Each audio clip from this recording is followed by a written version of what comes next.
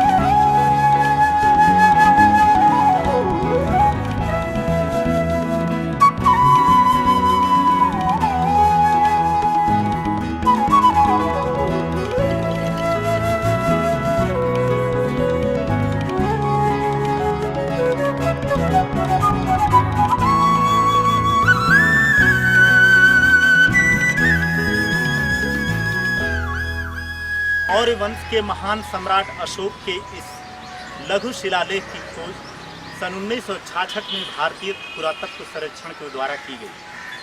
10 पंक्तियों का यह लेख पाली भाषा एवं ब्रह्म लिपि में अरावली पहाड़ी की बाहरी चट्टानों में से एक झुकी हुई चट्टान के ऊपर अंकित है। यह अशोक के लघु शिलालेख के संक्षिप्त संस्करण का प्रतिनिधित्व करता है। इस अभिलेख में अशोक कहते हैं कि धम्म के लिए अपने प्रयासों के फलस्वरूप वे जम्बू द्वीप के लोगों को देवताओं के निकट लाने में समर्थ हो सके। वह अपनी प्रजा से आकांक्षा रखते हैं कि चाहे वे प्रतिष्ठित व्यक्ति हों या निचले दर्जे के हों, प्रयास करते रहें ताकि वे परम सुख प्राप्त कर सकें। इस अभिलेख की अवह स्थिति इस तथ्य को स्पष्ट करती है कि मौर्य काल में दिल्ली व्यापारिक केंद्रों और प्रांतीय राजधानियों को जोड़ने वाले प्रमुख मार्ग महाराजा पथ पर स्थित था। This minor rock edict of the great Mauryan Emperor Ashoka was discovered in 1966 by the Archaeological Survey of India.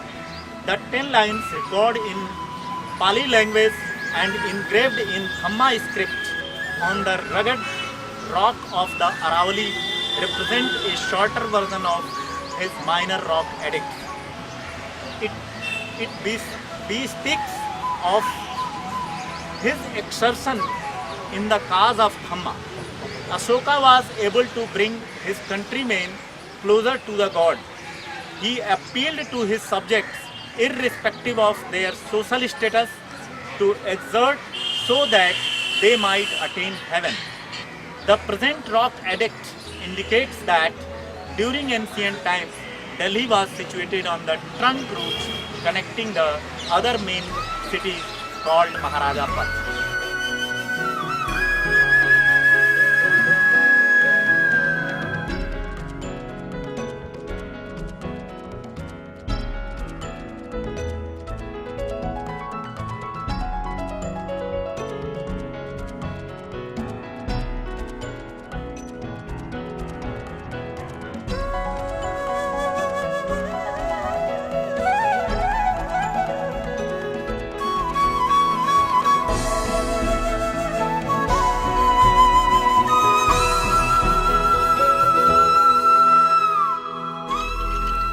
आज 2276वां धम्म विजय दिवस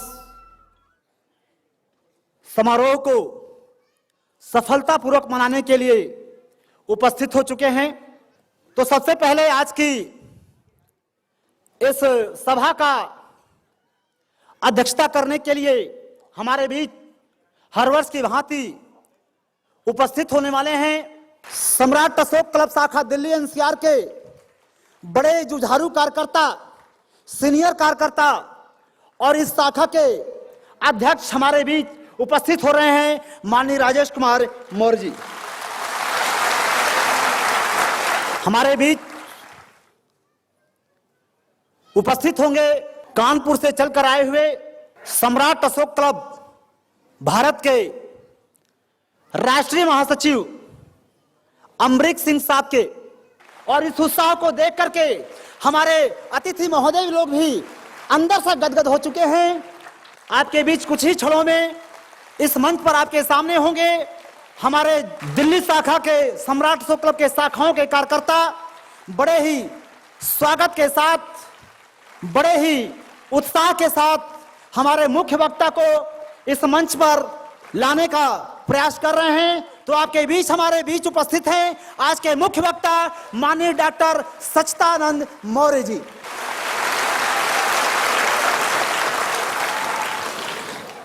आपके बीच एक भिक्षु उपस्थित हो रहे हैं, लेकिन ड्रेस के पहनावे से जरूर वो भिक्षु लगते हैं आप लोगों को, और भिक्षु हैं भी, लेकिन कोई साधारण भिक्षु नहीं है, साधारण वो भंते नहीं हैं, बल्कि असाधारण भंते।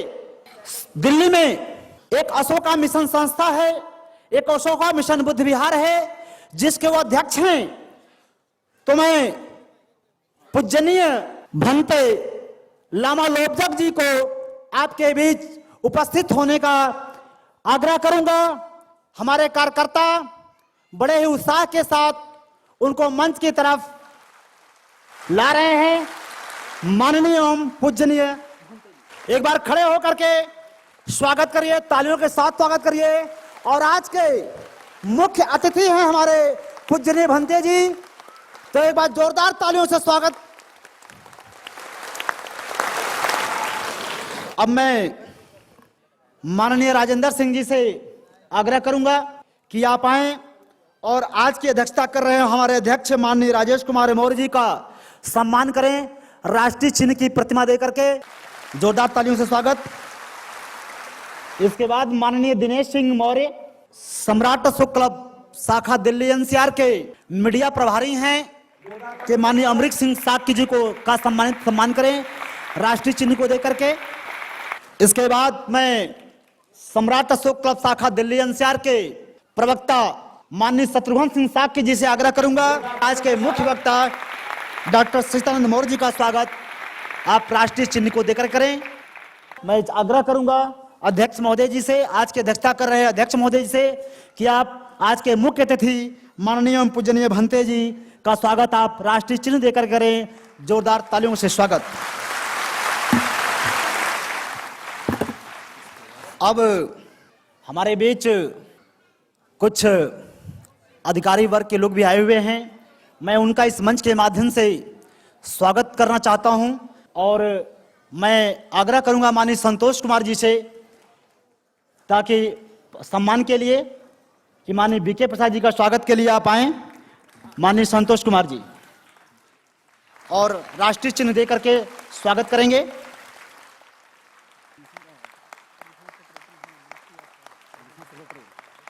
मैं चाहूंगा माननीय संतोष कुमार जी का स्वागत हमारे मीडिया प्रभारी शाखा दिल्ली प्रदेश के द्वारा स्वागत हो, और ये भी लेखा परीक्षा निरीक्षक माननीय संतोष कुमार जी का स्वागत कर रहे हैं, मीडिया प्रभारी सम्राट अशोक शाखा दिल्ली एनसीआर के। जोरदार तालियों से स्वागत। हमारे बीच बहुत सी ऐसी हस्तियां बैठी हुई हैं, और हम तो ये कहेंगे कि यहाँ पर बैठा हुआ हर शख्स अपने आप में एक बहुत बड़ी हस्ती है, लेकिन कुछ उसमें से ऐसे विशिष्ट लोग होते हैं जो अपने जीवन में ऐसी ऐसी उपलब्धियां हासिल किए होते हैं कि उनकी उपलब्धियों के आगे सामान्य लोग अपना सर झुकाते हैं। और इस तरह के हमारे बीच में एक ऐसे शख्स मौजूद हैं, एक ऐसे महापुरुष मौजूद हैं जिनका नाम है मोतीलाल गोल्फ गुरुजी। मोतीलाल गोल्फ गुरुजी को हम आप मंच पर आमंत्रित करते हैं स्वागत के लिए। इनके दादाजी, इनके पिताजी और हो सकता है कि उससे भी पीछे की पीढ़ियां भारत में ही नहीं बल्कि अंतर्राष्ट्रीय स्तर पर गोल्फ सिखाती रही हैं। मैं सब लोगों से कह रहा हूं कि खड़े होकर के इनका आशीर्वाद लें और ऐसी शख्सियत बन के आप लोग दिखाएं। हमारे बीच में ऐसी हस्तियां आई हुई हैं। इसके बाद हमारे बीच में एक नेता मौजूद हैं। हमारा जो आज का विचार गोष्ठी और सांस्कृतिक कार्यक्रम का जो विषय बिंदु है वो कहीं ना कहीं राजनीति से छूता हुआ नजर आता है और ये पूर्व में मंत्री भी रह चुके हैं और संसद के सदस्य भी रह चुके हैं। और आज जिन बिंदुओं को हम लोग टच करेंगे वो आप लोग सामने देख रहे हैं कि वर्तमान परिप्रेक्ष्य में सम्राट अशोक महान के शासन शैली की प्रासंगिकता। आज हमारे बीच आए हुए ये नेतृत्वकर्ता निश्चित रूप से बैठ करके अगर सुनेंगे तो इन्हें पता चलेगा कि सम्राट अशोक क्लब ने जो शोध किया है, सम्राट अशोक क्लब ने जो शोध किया है उस शोध में कितना दम है और वहां सम्राट अशोक महान की शैली से हमारे देश को क्या फायदा हो सकता है अगर उसको राजनीतिक क्षेत्र में अगर ले आए, उसके राजनीतिक क्षेत्र में उसे लागू करें। तो मैं उनसे आग्रह करूंगा कि 2 मिनट के लिए मंच पे आए। हम उनका स्वागत करना चाहते हैं और ये राष्ट्रीय प्रतीक जो आपको दिए जा रहे हैं, ये राष्ट्रीय प्रतीक हमारे राष्ट्रपति महोदय के सिर पे ताज की तरह से चमकता है। और मैं माननीय नागमणि जी को आमंत्रित करता हूं और भगवान जी भगत सम्राट अशोक क्लब शाखा दिल्ली एनसीआर के महाप्रबंधक भगवान जी भगत आपका स्वागत करेंगे और आपसे उम्मीद है कि राजनीति में आपकी खूब सफलता हो, इस तरह का हम लोग चाहत रखते हैं।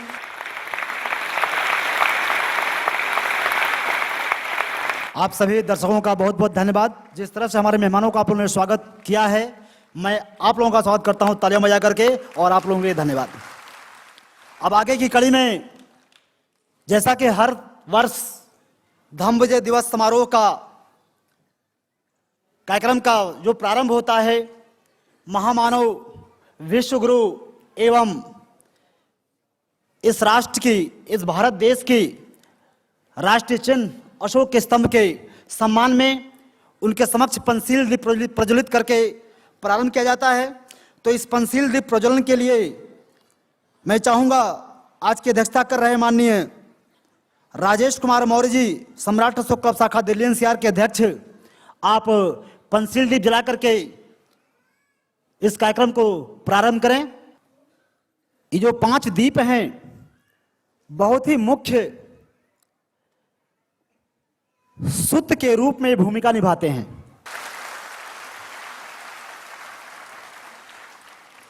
जोरदार तालियों से स्वागत।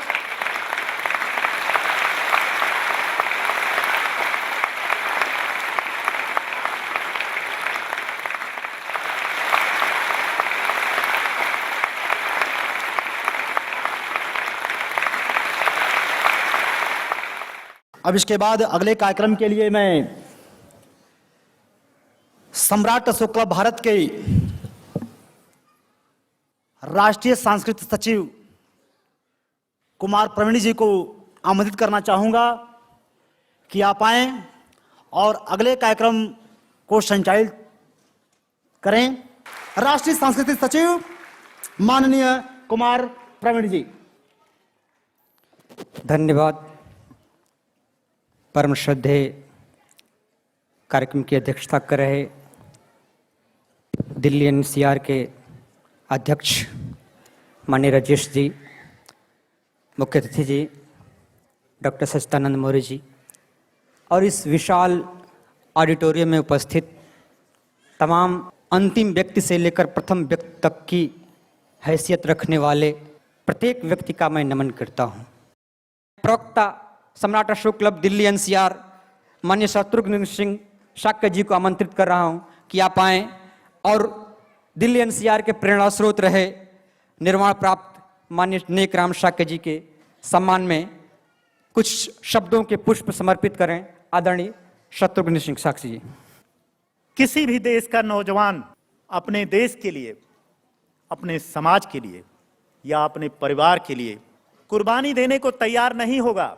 पूर्व में कुर्बान हुए उन महान हस्तियों को, जिन्होंने बिना अपने किसी भी स्वार्थ के, बिना किसी गिला और शिकवा किए अपना संपूर्ण जीवन राष्ट्र के लिए न्यौछावर कर दिए और राष्ट्र के लिए कार्य करते करते उन्होंने बिना किसी स्वार्थ के अपनी जान की बाजी तक लगा दी। लोग जन्म लेते हैं, पूरा जीवन जीते हैं, संतानें पैदा करते हैं, धन कमाते हैं और अपने लिए खूब काम करते हैं, लेकिन उनमें से बहुत थोड़े से ऐसे लोग होते हैं जो राष्ट्र के ऊपर समर्पित होते हैं, राष्ट्र के लिए काम करते हैं, मानवीय मूल्यों को आगे बढ़ाने के लिए काम करते हैं। जब मैं दिल्ली में आया और सम्राट अशोक क्लब के इस राष्ट्रीय मिशन को, राष्ट्रीय एकता और अखंडता के मिशन को लेकर के मैं धरती पर उतरा, दिल्ली की धरती पर उतरा, तो उस समय एक ही शख्स जो हमारे हर सुख दुख में सम्राट अशोक क्लब को जहां जहां छोटे छोटे सलाह की जरूरत पड़ी, वहां वहां उन्होंने हमें बल दिया।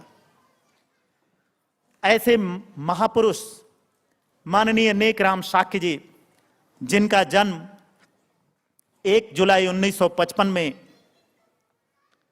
एक छोटा सा गांव जो फर्रुखाबाद जिले में है, जिसका नाम है चंदुया, बहुत गरीब परिवार में उनका जन्म हुआ था।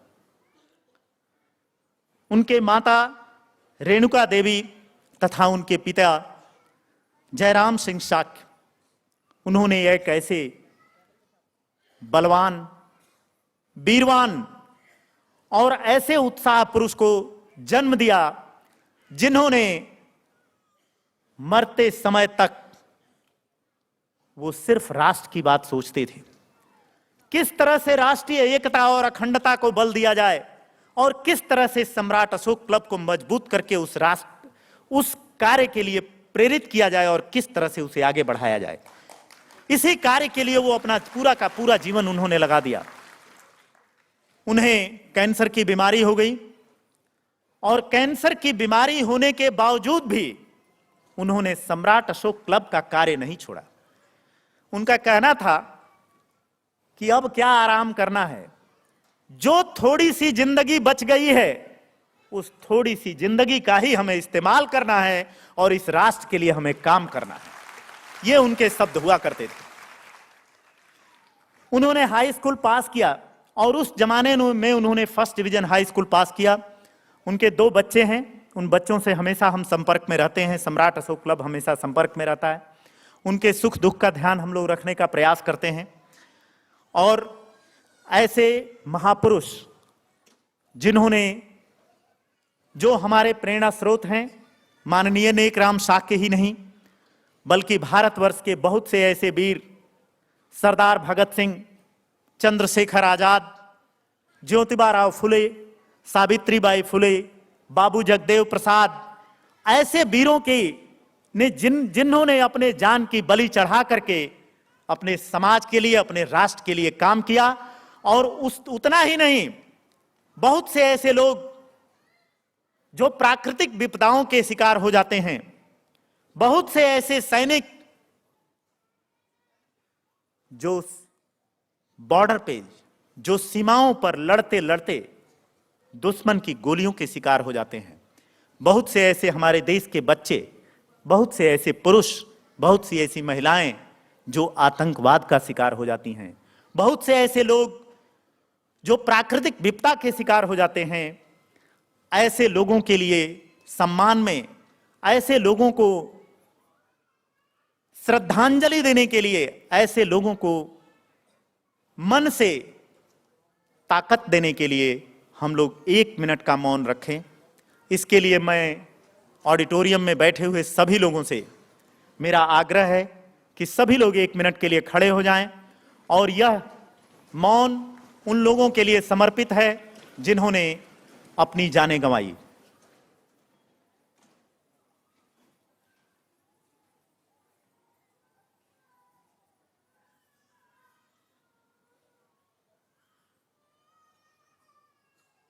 धन्यवाद। मैं सभी लोगों से आग्रह करूंगा कि वे लोग अपना अपना सीट ग्रहण करें और हमारे संचालक महोदय, सांस्कृतिक मंत्री, सांस्कृतिक सचिव, राष्ट्रीय सांस्कृतिक सचिव माननीय प्रवीण जी आए और अपना कार्य संभालें। धन्यवाद।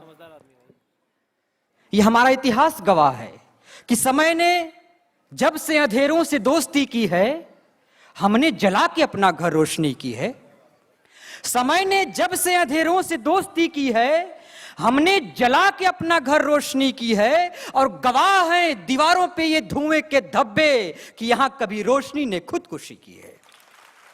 और वास्तव में ऐसी रोशनियां जो कभी कभार नेक राम शाक्य जी के रूप में धरती पर अवतरित होती रहती हैं, हमारी ये परंपरा है कि हम ऐसी रोशनियों को, ऐसी महान विभूतियों को हमेशा आदर देते हैं, सम्मान देते हैं, नमन करते हैं। माननीय राजेंद्र सिंह जी को आमंत्रित करता हूं कि आप आएं और शब्दों से हमारे उपस्थित इन तमाम अतिथियों का सम्मान करें। आदरणीय राजेंद्र जी।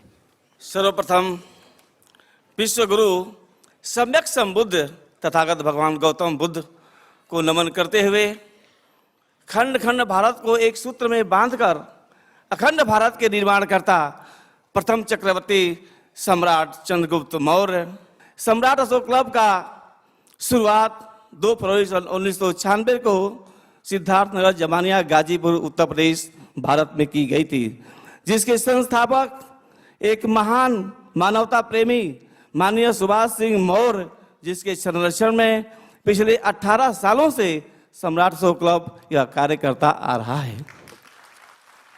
हमारे मुख्य अतिथि पूजनीय भंते माननीय लोबचंद जी, अध्यक्ष सम्राट अशोक, अध्यक्ष महरौली, नई दिल्ली, आपने अपना अमूल्य समय निकालकर इस सभा में आए हैं। आपका मैं सम्राट अशोक क्लब शाखा दिल्ली एनसीआर की तरफ से हार्दिक अभिनंदन करता हूं। आज की अध्यक्षता कर रहे सम्राट अशोक क्लब शाखा दिल्ली एनसीआर के अध्यक्ष माननीय राजेश कुमार जी का मैं हार्दिक अभिनंदन करता हूं। राष्ट्रीय प्रवक्ता माननीय सच्चिदानंद मौर्य, सम्राट अशोक क्लब भारत, मैं आपका अपनी टीम की तरफ से हार्दिक अभिनंदन करता हूं। राष्ट्रीय महासचिव माननीय अमरीक सिंह जी, जो आप कानपुर से चलकर यहाँ हमारे इस कार्यक्रम में शरीक हुए हैं, आपका मैं हार्दिक अभिनंदन करता हूं। अब ज़्यादा समय न लेते हुए मैं अपनी वाणी को यहीं विराम देता हूं। जय सम्राट अशोक महान, जय भारत।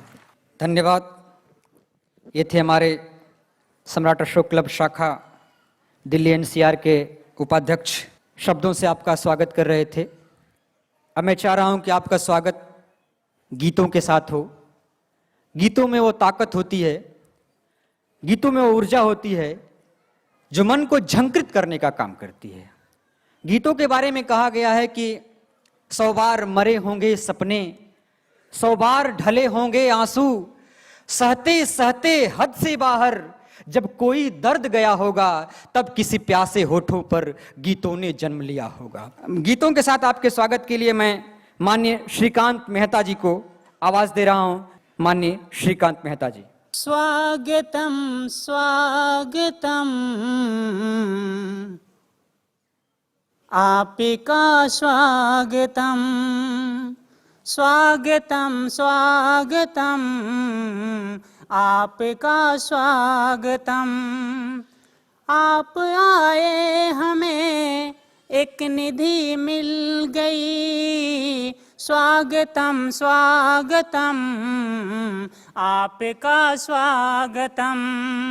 आप आए हमें एक निधि मिल गई, स्वागतम स्वागतम आपका स्वागतम। दीप्य दर्शन से दिल की कली खिल गई, दीप दर्शन से दिल की कली खिल गई। आप आए हमें स्वागतम मिल गई, आपके चरणों की सेवा मिल गई। स्वागतम स्वागतम आपका स्वागतम, स्वागतम स्वागतम आपका स्वागतम, स्वागतम स्वागतम आपका स्वागतम। कैसा पावन सुहावन समय आ गया है, कैसा पावन सुहावन समय आ गया है। आप आए हमें एक निधि मिल गई। स्वागतम स्वागतम आपका स्वागतम, स्वागतम स्वागतम अतिथियों का स्वागतम, स्वागतम स्वागतम अतिथियों का स्वागतम, स्वागतम स्वागतम आपका स्वागतम। धन्यवाद। अभी स्वागत गीत प्रस्तुत कर रहे थे श्रीकांत जी। राष्ट्र आराधन गीत के लिए मैं दिव्य दर्शन कला मंच ग्रुप के पार्श्व गायक, निर्देशक, संचालक दुर्गानंद शाक्य जी, आपके निर्देशन में दिव्य दर्शन कला मंच ग्रुप अभी राष्ट्र आराधना के लिए आ रहा है। राष्ट्र आराधन गीत से आप जुड़ें।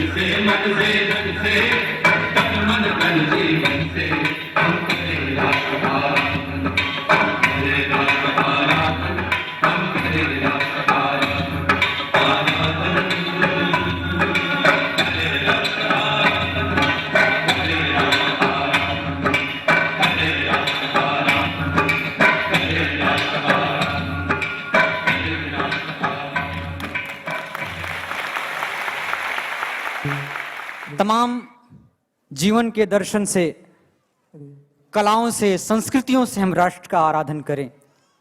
एक विशेष प्रस्तुति थी दिव्य दर्शन कला मंच ग्रुप के द्वारा। अब मैं कार्यक्रम को मुख्य बिंदु से जोड़ रहा हूं। हमारे बीच प्रवक्ता सम्राट अशोक क्लब उत्तर प्रदेश पूर्वी जोन से माननीय गिरीश चंद्र मौर्य जी उपस्थित हैं।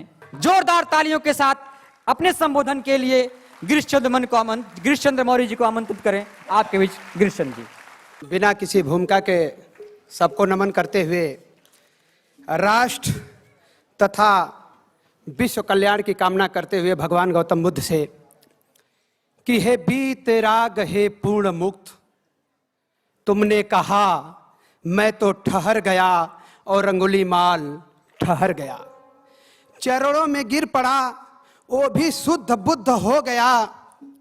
हे शाक्य मुनि, उन सहस्र अंगुलीमालों को रोको जो जगह जगह फैले हुए हैं, लूट, भ्रष्टाचार, व्यभिचार, हत्या कर रहे हैं, जो सांप्रदायिक तनाव फैला करके दंगा कर रहे हैं, जो मिटा रहे हैं सद्वृत्तियों को, धर्म को, न्याय को, कर्तव्य को, जिनके लिए निजहित स्वर्ण मुकुट है और जनहित चरण पादुका, भोग, लोलुपता, अनाचार, मिथ्याचार के अस्त्र शस्त्रों से युक्त इन अंगुली मालों को रोको तथागत, ताकि समस्त दिशाओं में फिर से गूंज उठे बुद्धं शरणं गच्छामि, धम्मं शरणं गच्छामि, संघं शरणं गच्छामि, संघं शरणं गच्छामि। सम्राट अशोक क्लब के कार्यकर्ताओं और समर्थकों के अंदर क्या चल रहा है उसको भी 2 लाइन कविता के माध्यम से अपने इतिहास को नमन करते हुए आज अपने इस राष्ट्रीय त्योहार धम्म विजय दिवस को नमन करते हुए उन राष्ट्रीय महापुरुषों को नमन करते हुए 2 लाइन कि किसी ने गीता, किसी ने पुराण पढ़ी है, किसी ने गीता, किसी ने पुराण पढ़ी है, किसी ने बाइबिल तो किसी ने कुरान पढ़ी है। हम इंसानियत के पुजारी हैं, हमने सिर्फ किताबे इंसान पढ़ी है। अरे जाके कह दो नफरत के ठेकेदारों से, कभी अमन की सूरतान पढ़ी है? नफरत के गणित तो पल भर में बना लें, मुल्क तरक्की की कभी विज्ञान पढ़ी है? अरे झूठे सब्ज बाग दिखाना इस मुल्क को छोड़ दो, ये बुद्ध अशोक की धरती है। हमने भी इतिहास के साथ मनोविज्ञान पढ़ी है, हमने भी इतिहास के साथ मनोविज्ञान पढ़ी है। डॉक्टर साहब और शत्रुघ्न जी के सम्मान में 2 शब्द कि आप न होते तो हम लोग खो गए होते, आप न होते तो हम लोग खो गए होते, इस जिंदगी से रुसवा हो गए होते। आपने आकर हमको हंसकर जगाया है डॉक्टर शत्रुघ्न सिंह साक्य, वरना हम तो अभी भी सो रहे होते, वरना हम लोग तो अभी भी सो रहे होते। यह कार्यक्रम क्या सम्राट अशोक क्लब के कार्यकर्ताओं, उनके समर्थकों के अंदर क्या चल रहा है, उनके दिलों में 2 लाइन कविता के माध्यम से कि संभले हैं जरा और संभल ले तो दीजिए, कि संभले हैं जरा और संभल ले तो दीजिए, कुछ देर लहू और उबल ले तो दीजिए। सोचे हैं जो भी मैं वो पूरा काम करूंगा, थोड़ा सा मेरा वक्त बदलने तो दीजिए, थोड़ा सा मेरा वक्त बदलने तो दीजिए। तब करके निखर आएगी शख्सियत मेरी, हमराह मुझे आग पर चलने तो दीजिए, हमराह मुझे आग पर चलने तो दीजिए। ये शीश महल दौड़ कर कदमों पे आएंगे, ये शीश महल दौड़ कर कदमों पे आएंगे, तरकस से मेरे तीर निकलने तो दीजिए, तरकस से मेरे तीर निकलने तो दीजिए। जब धम्म विजय दिवस की शुरुआत हुई थी तो 6-7 लोग थे, आज हम लोग कहां से कहां पहुंचाए, तो कहना पड़ा कि माहौल बदल जाएगा कुछ दिन में मेरे दोस्त, माहौल बदल जाएगा कुछ दिन में मेरे दोस्त, जहनों में जमी बर्फ पिघलने तो दीजिए, जहनों में जमी बर्फ पिघलने तो दीजिए। यही कार्यक्रम अगर देहात में होता, उमस भरी गर्मी में होता, आप लोग ऐसी हाल में बैठे हैं, और जब भी यह कार्यक्रम देहात में होता है टेंट डाल करके या खुले में जब शोभा यात्रा निकलती है तो बहुत सारे लोग इकट्ठा होते हैं, जैसे यहाँ इकट्ठा होते हैं, क्योंकि लोगों को यह पता है कि जब उमस होगी तभी जाकर के बरसात होगी। तो कहना पड़ा कि कोई नहीं रेत के घर में प्यासा तरसेगा, गहरी उमस साफ कहती है कि पानी बरसेगा।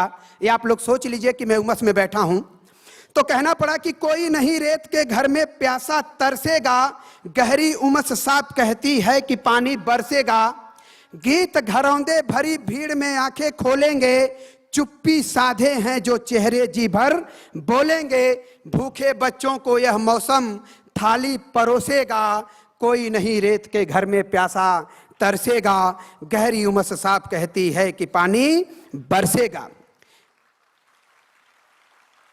टूट गए से सपनों की भरपाई होगी ही। जो 2000 वर्ष पहले हम लोगों को सपना टूटा है, तो कहना पड़ा कि टूट गए से सपनों की भरपाई होगी ही, होगी नहीं जिंदगी अपनी अब आधी आधी। हरसेंगे दालान दुआरा आंगन हरसेगा, कोई नहीं रेत के घर में प्यासा तरसेगा, गहरी उमस साफ कहती है कि पानी बरसेगा। अंत में 2 लाइन और जोड़ते हुए, कितना कठिन काम सम्राट अशोक क्लब के लोग कर रहे हैं।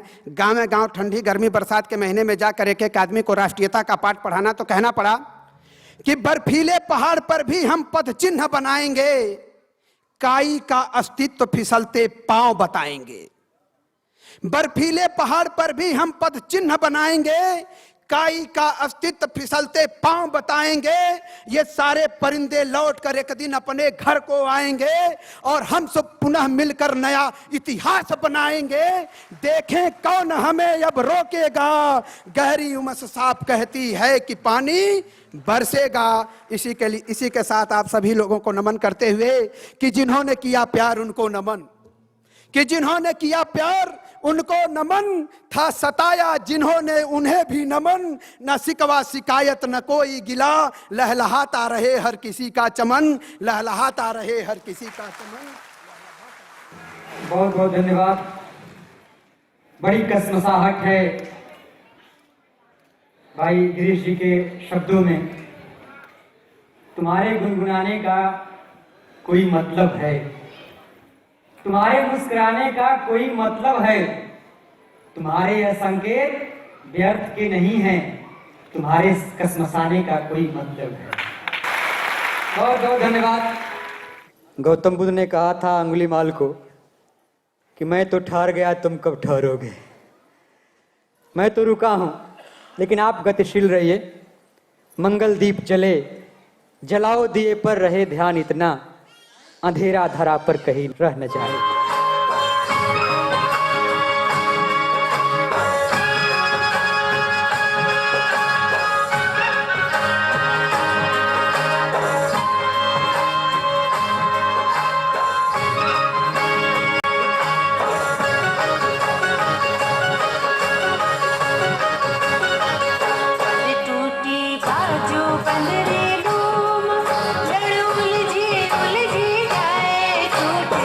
बाजू